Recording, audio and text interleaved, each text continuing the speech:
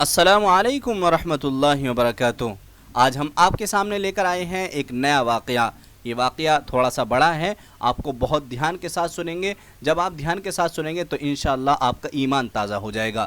یہ ایک صحابی ہیں حضرت عبداللہ، اور ان کا جو ہے واقعہ محبت الہی، اللہ تعالیٰ کی محبت ان کے دل کے اندر کس طریقے سے گھر کر گئی کہ ان کو جو ہے دو چادروں والا جو ہے لقب ملا۔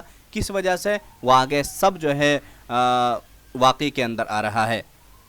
ہم پڑھنا شروع کر رہے ہیں۔ محبت الہی کا جذبہ انسان کے دل میں ہو تو اللہ تعالیٰ بڑی قدردانی فرماتے ہیں۔ محبت میں ایسی کیفیت ہو جیسی حضرت عبداللہ ذوالبجادین کو رضی اللہ عنہ کو نصیب ہوئی۔ کیسی محبت ہوئی کہ یہ ایک نوجوان صحابی تھے جو مدینہ طیبہ سے کچھ فاصلے پر ایک بستی میں جو ہے یہ رہا کرتے تھے۔ دوستوں سے معلوم ہوا کہ مدینہ طیبہ میں ایک پیغمبر علیہ الصلاۃ والسلام تشریف لائے ہیں، چنانچہ حاضر ہوئے اور چوری چھپے انہوں نے کلمہ پڑھ لیا۔ یہ حضرت عبداللہ تھے، انہوں نے چوری چھپے کلمہ پڑھ لیا، واپس گھر آ گئے۔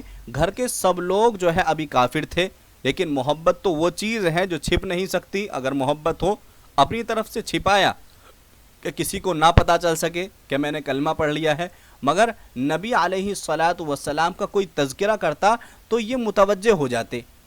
یہ جو حضرت عبداللہ تھے، جیسے ہی اللہ کے نبی صلی اللہ علیہ وسلم کا کہیں تذکرہ آتا تو یہ ایک دم متوجہ ہو جاتے، ایک دم ادھر کو دیکھنے لگتے۔ اسی کو شاعر نے کہا کہ ایک دم بھی محبت چھپ نہ سکی جب تیرا کسی نے نام لیا۔ چنانچہ گھر والوں نے اندازہ لگا لیا کہ کوئی نہ کوئی معاملہ ضرور ہے۔ ایک دن چچا نے کھڑا کر کے پوچھا کہ بتاؤ بھائی، کلمہ پڑھ لیا ہے؟ یہ بتاؤ کیا تم مسلمان ہو گئے ہو؟ فرمانے لگے کہ جی ہاں۔ چچا کہنے لگے کہ اب تیرے سامنے دو راستے ہیں کہ یا تو کلمہ پڑھ کر اس گھر سے نکل جا، اور اگر گھر میں رہنا ہے تو پھر ہمارے دین کو قبول کر لے۔ چنانچہ ایک ہی لمحے میں انہوں نے جو ہے حضرت عبداللہ نے فیصلہ کر لیا۔ فرمایا میں تو گھر تو چھوڑ سکتا ہوں، لیکن اللہ کے دین کو میں نہیں چھوڑ سکتا۔ چچا نے مارا پیٹا بھی صحیح، اور جاتے ہوئے جسم کے کپڑے بھی ان کے اتار لیے۔ جسم پر بالکل کوئی کپڑا جو ہے ان کے باقی نہ بچا۔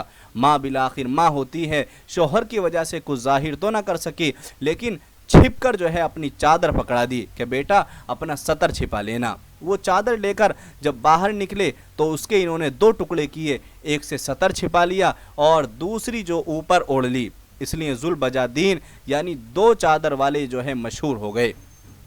اب کہاں گئے کہ جہاں سودا کر چکے تھے، قدم بے اختیار جو ہے ان کے مدینہ طیبہ کی طرف بڑھ رہے تھے۔ رات کا سفر کر کے صبح نبی علیہ الصلاۃ والسلام کی خدمت اقدس میں حاضر ہوئے۔ نبی کریم صلی اللہ علیہ وسلم نے دیکھا تو چہرے پر عجیب خوشی کی کیفیت ظاہر ہوئی۔ اللہ کے نبی صلی اللہ علیہ وسلم دیکھ کر خوش ہو گئے۔ صحابہ کرام رضی اللہ عنہ متوجہ ہوئے کہ یہ کون آیا ہے کہ جس کو دیکھ کر اللہ کے محبوب صلی اللہ علیہ وسلم کا چہرہ یوں تمتما اٹھا ہے، یوں کھل کھلا اٹھا ہے۔ اسی کو شاعر نے کہا دونوں جہاں کسی کی محبت میں ہار کے، دونوں جہاں کسی کی محبت میں ہار کے، وہ آ رہا ہے کوئی شب غم گزار کے۔ حاضرین خدمت ہوئے، اللہ کے نبی کی خدمت میں حاضر ہوئے اور عرض کیا کہ اللہ کے نبی سب کچھ چھوڑ چکا ہوں، اب آپ صلی اللہ علیہ وسلم کے قدموں میں حاضر ہوں۔ چنانچہ اصحاب صفہ میں شامل ہو گئے۔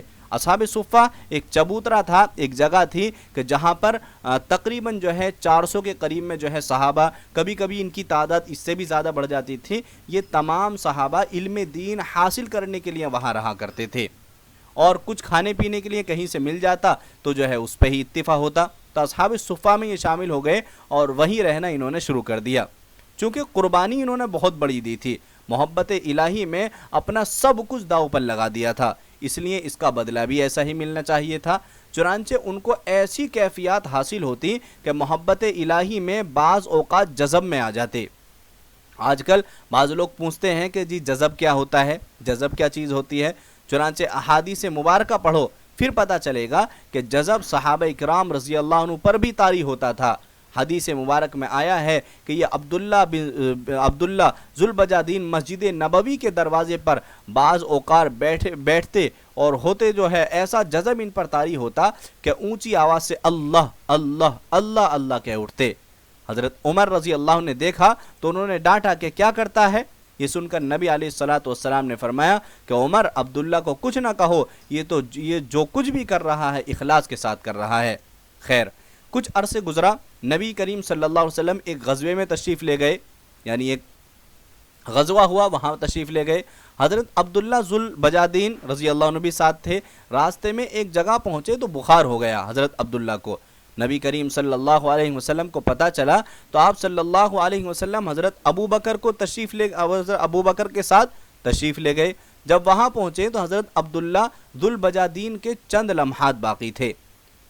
نبی اکرم صلی اللہ علیہ وسلم نے ان کی سر کو اپنی گود میں رکھ دیا۔ یہ وہ خوش نصیب صحابی رضی اللہ عنہ ہیں کہ جن کی نگاہیں چہرہ رسول صلی اللہ علیہ وسلم پر لگی ہوئی تھیں اور وہ اپنی زندگی کے آخری سانس لے رہے تھے۔ سبحان اللہ، گود مبارک میں ہی جو ہے اپنی جان اس کیفیت میں جاں آفری کی اور جو ہے سپرد کر دی اللہ تعالیٰ کے۔ نبی کریم صلی اللہ علیہ وسلم نے ارشاد فرمایا کہ ان کے کفن دفن کی تیاری کرو۔ آپ صلی اللہ علیہ وسلم نے اپنی چادر بھجوائی اور فرمایا کہ عبداللہ کو اس چادر میں کفن دیا جائے گا۔ سبحان اللہ، واہ اللہ، تو بھی کتنا قدردان ہے کہ جس بدن کو تیری راہ میں ننگا کیا گیا تھا، آج اس بدن کو تو اپنے محبوب صلی اللہ علیہ وسلم کی کملی سے چھپا رہا ہے۔ یہ ہے اللہ تعالیٰ کی محبت، یہ ہے اللہ تعالیٰ کے لیے قربانی دینے والے لوگ۔ سبحان اللہ، سودا تو کر کے دیکھیں کہ پھر دیکھیں کہ اللہ رب العزت کیسی قدردانی فرماتے ہیں۔ ہم لوگ ہیں ہی بے قدرے، اور اللہ تبارک و تعالیٰ کو ہم جو بے قدرے ہیں اس کے اس پر بھی کہنا پڑا وما قدر اللہ حق قدری، کہ انہوں نے اللہ تعالیٰ کی قدر نہیں کی جیسی کرنی چاہیے تھی۔ خود نبی کریم صلی اللہ علیہ وسلم نے ان کا جنازہ پڑھایا، پھر جنازہ لے کر قبرستان کی طرف چلے۔ شریعت کا مسئلہ یہ ہے کہ جو آدمی میت کا سب سے زیادہ قریبی ہو تو وہ قبر میں اس کو اتارنے کے لیے اترے۔ اس وقت حضرت ابوبکر رضی اللہ عنہ اور عمر رضی اللہ عنہ بھی کھڑے تھے۔ نبی علیہ الصلاۃ والسلام نے خود قبر میں اتر کر فرمایا اپنے بھائی کو پکڑا دو مگر ان کے ادب کا خیال رکھنا۔ آپ صلی اللہ علیہ وسلم نے اس عاشق صادق کو اپنے ہاتھوں میں لیا اور زمین پر لٹا دیا، گویا امانت کو زمین کے سپرد کر دیا۔ حدیث مبارک کا مفہوم ہے کہ اللہ کے محبوب صلی اللہ علیہ وسلم نے جب ان کو زمین پر رکھا تو آپ صلی اللہ علیہ وسلم نے ارشاد فرمایا اے اللہ، میں عبداللہ سے راضی ہوں، تو بھی اس سے راضی ہو جا۔ یہ ایسے الفاظ تھے کہ حضرت عمر رضی اللہ عنہ بھی سن کر وجد میں آ گئے اور کہنے لگے کہ میرا جی چاہتا ہے کہ کاش آج نبی کریم صلی اللہ علیہ وسلم کے مبارک ہاتھوں میں میری میت ہوتی۔ دیکھنا، محبت، مجاہدہ، قربانیاں کرنے والے کو اللہ رب العزت یوں بدلہ دیا کرتے ہیں۔ آپ سوچئے کہ جو آقا اپنے کمزور بندوں کو حکم ارشاد فرماتا ہے کہ حل جزاء الاحسان الا الاحسان، تو اگر کوئی اس کے لیے قربانی دے تو کیا اللہ رب العزت قدردانی نہیں فرمائیں گے؟ یقیناً فرمائیں گے، ضرور فرمائیں گے۔ تو امید ہے کہ اس واقعے سے آپ کا جو ایمان ہے وہ تازہ ہوا ہوگا۔ ملتے ہیں آپ سے پھر ایک نئے واقعے کے ساتھ، تب تک کے لیے السلام علیکم ورحمۃ اللہ وبرکاتہ۔